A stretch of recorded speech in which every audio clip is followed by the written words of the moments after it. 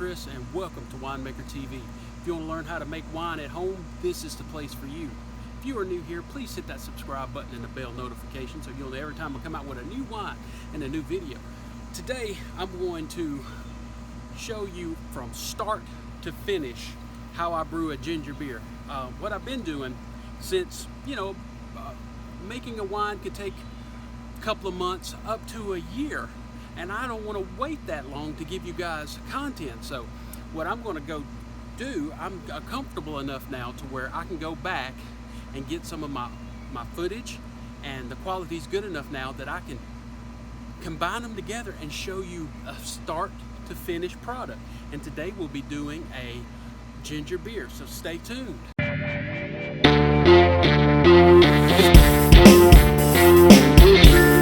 Summertime's getting really close, and I'm gonna go over a recipe I found real quick to make a ginger beer. Be nice, refreshing on a summer day. So let's go over what you'll need. First off, you'll need a electric tea kettle, and if you don't have one, a pot and on your eye will do. You'll need 2 cups of sugar, funnel, and the strainer, because we're going to be straining off the concoction.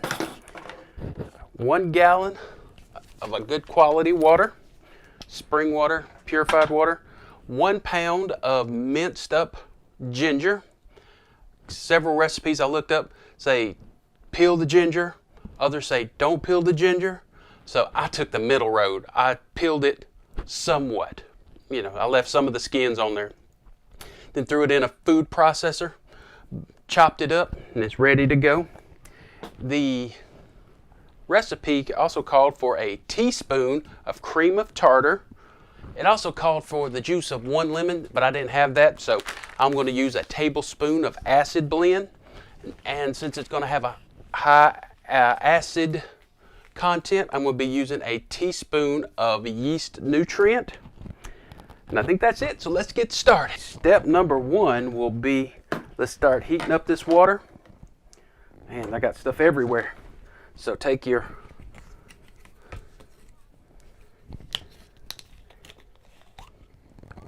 water, fill up your electric tea kettle.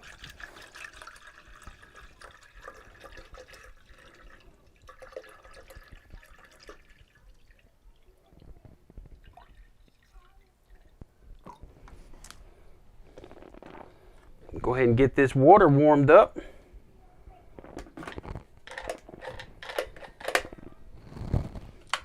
Okay, you'll start hearing that percolate in a minute. Now, I always keep a couple of these empty water bottles around for my primary fermenters. So let's go ahead and start adding our dry ingredients to that while it heats up.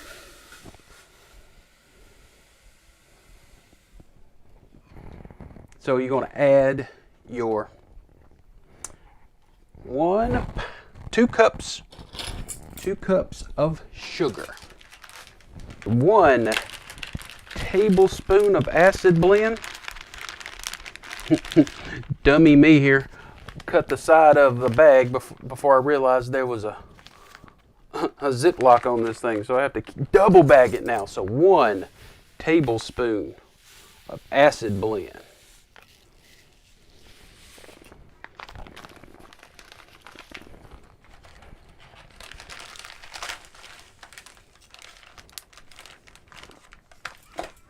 One teaspoon of cream of tartar.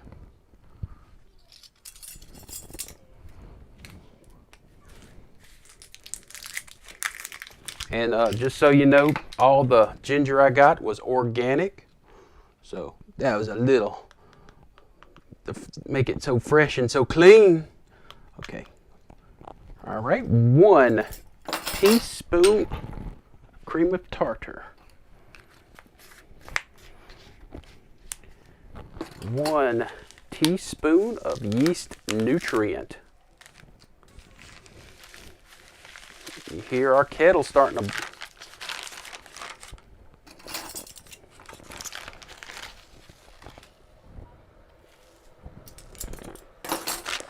all right, we'll add our 1 pound of ginger.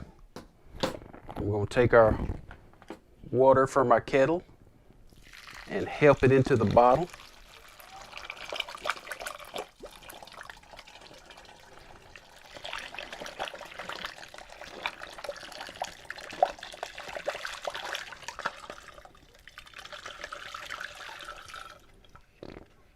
Make sure you get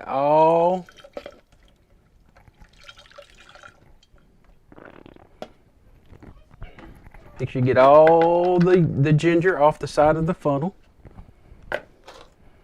And this is why you always keep your tops. We're going to shake this up. And make like a ginger tea.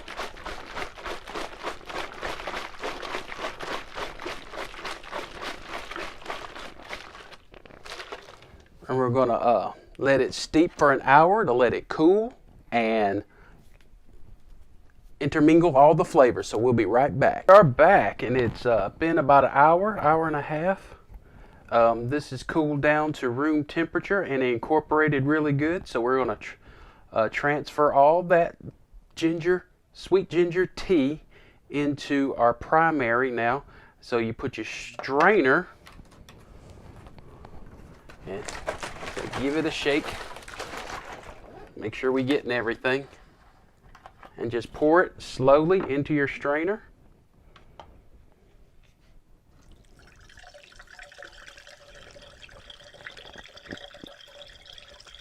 Ooh, this smells so good. I wish YouTube would hurry up on that smell-o-vision. They need to work on that. So we're going to try to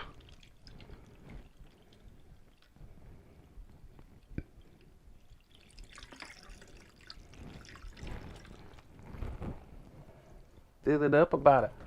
Whoop! Ooh, that would have been ugly. I went an inch from the top. A winch from the top. An inch from the top. Go ahead and add that back. All right, stay. Stay. There we are. Ooh, this smells so good. Hope it's going to be good. We're going to be bottle conditioning this. So we'll add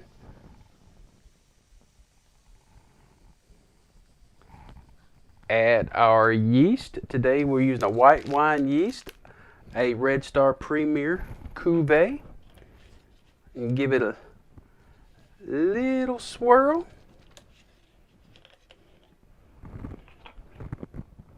Add your airlock.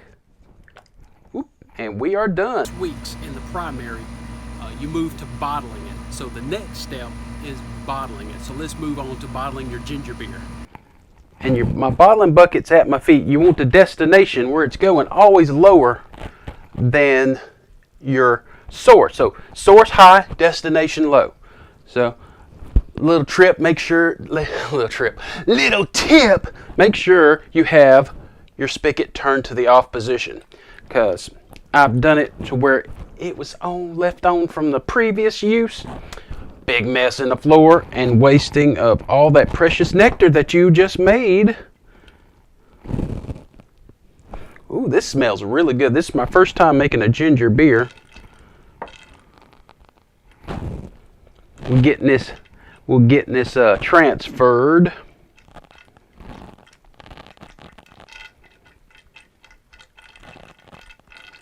This will make about 8 bottles of this. All right.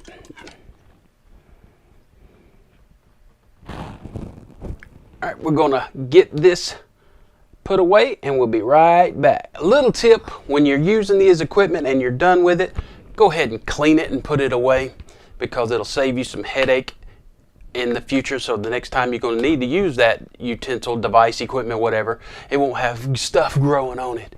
You don't have to stop what you're doing and wash it and sanitize it and, soak it in OxyClean. And so tip, when you're done, wash it, clean it, put it away. It'll get it out of your area. It'll clean it. It'll prevent it from being icky and nasty. And You don't have to do it when you're ready. I mean, when you're ready to bottle, you're ready to bottle. You don't want to do all that extra cleaning, so go ahead and get it done. Get it away. Okay, we transferred the ginger beer to our bottling bucket. Now let's bottle condition these bottles. I'm going to be adding, sanitize this real quick. Good thing about keeping a little bottle of sanitizer ready. You just, if you're unsure, just give it a couple of squirts. It'd be fine. Okay, 1 teaspoon per bottle. This is to get that little sparkle to it.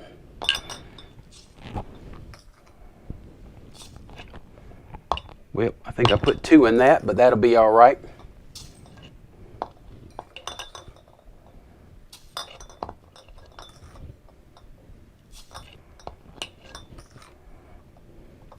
I'm going to go ahead and do probably 9. It'll take about 8, but that's usually 8 to a 16-ounce bottle. So these are a 12-ounce bottle, I think.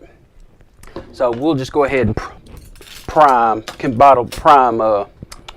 9 bottles with a little bit of sugar. We got our bottle and our bottling bucket. We're going to fill it till about 1 inch from the top. Let the liquid run down the side to help prevent oxygenation.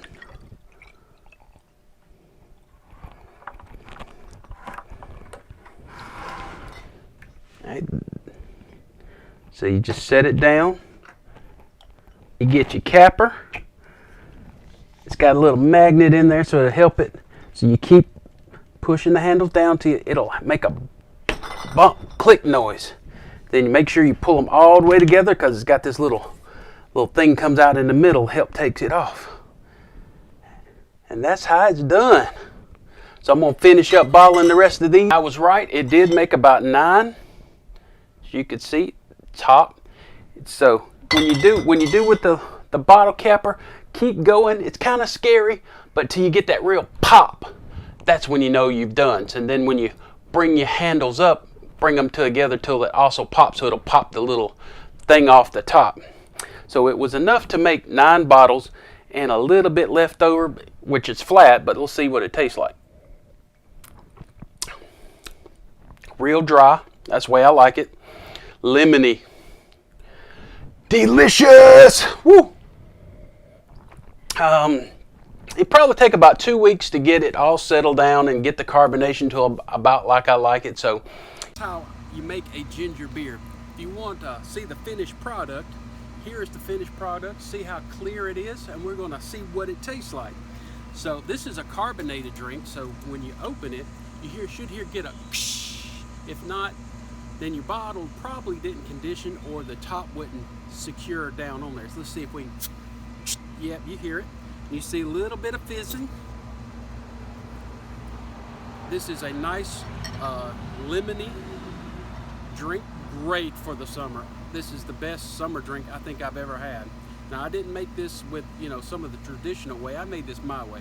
I'm gonna go back and try to do create my own bug and wild ferment, but this one I wanted to first I want to control the yeasts and make it how I wanted to make it. So you can see that it's crystal clear and sparkling.